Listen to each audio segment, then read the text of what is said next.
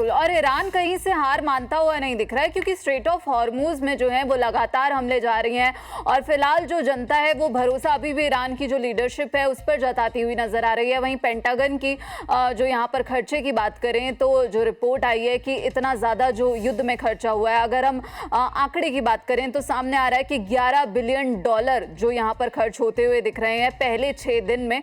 तो इसके बाद जो राष्ट्रपति डोनाल्ड ट्रंप कह रहे हैं कि जो संकेत दे रहे हैं युद्ध जल्द खत्म हो सकता है, लेकिन क्या ट्रंप का ही दांव फेल होता हुआ नजर आ रहा है, क्योंकि ईरान कहीं से भी हार मानता हुआ नजर नहीं आ रहा।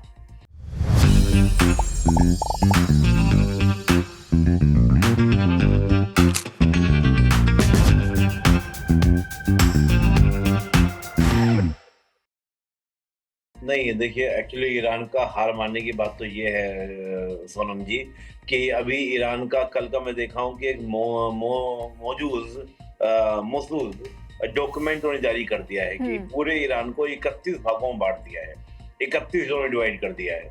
उनका कहना यह है कि मान लो कल को अमेरिका अगर तेहरान पर कंट्रोल कर लेगा तो हमारे जो 30 जोन है, 30 जोन के 30 कमांडर हैं, वो फाइट को लगातार जारी रखेंगे।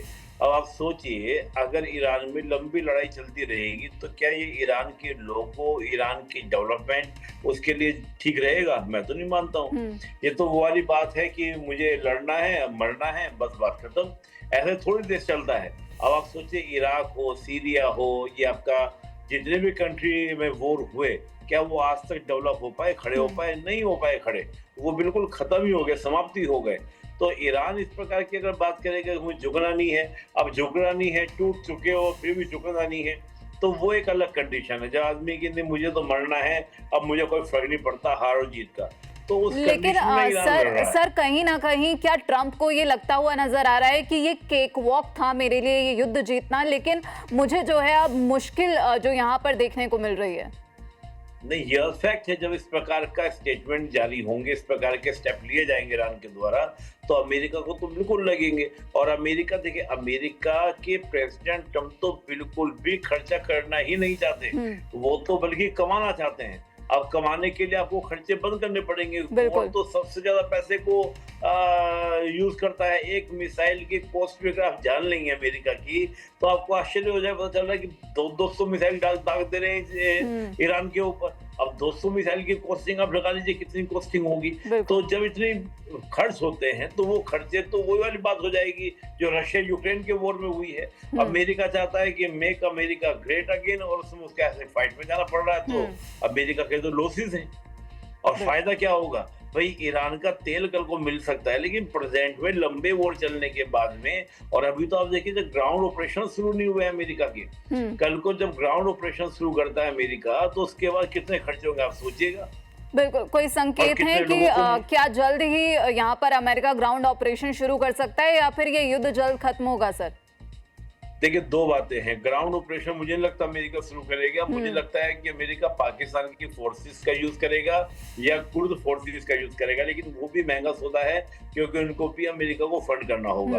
दूसरी बात की वॉर जल्दी खत्म कर सकता है। देखिए अमेरिका में दबाव पूरा है, चाहे वो विश्व के देश हो चाहे आपका अरब कंट्रीज हो, वो सब के सब अमेरिका पे क्या करें, प्रेशर क्रिएट कर रहे हैं कि आप वॉर को रोकें, क्योंकि इस वॉर में जाने की वजह से हमारे ज्यादा क्या हो रहे लॉसेस हो रहे हैं। लेकिन मुझे अभी नहीं लग रहा कि अमेरिका इस वॉर को एकदम तुरंत रोक देगा, पर मुझे लगता है जल्दी संभावना बनेगी, जल्दी संभावना बनेगी कि ये युद्ध खत्म हो सकता है। बहुत बहुत शुक्रिया सर आपका इस पूरी जानकारी के लिए।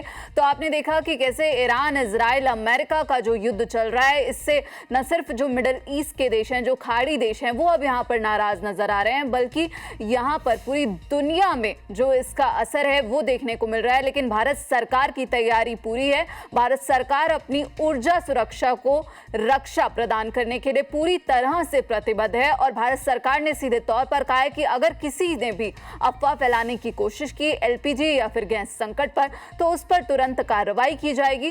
फिलहाल आज के लिए इतना ही। बाकी देश और दुनिया की तमाम खबरों के लिए आप देखते रहिए दैनिक जागरण। नमस्कार।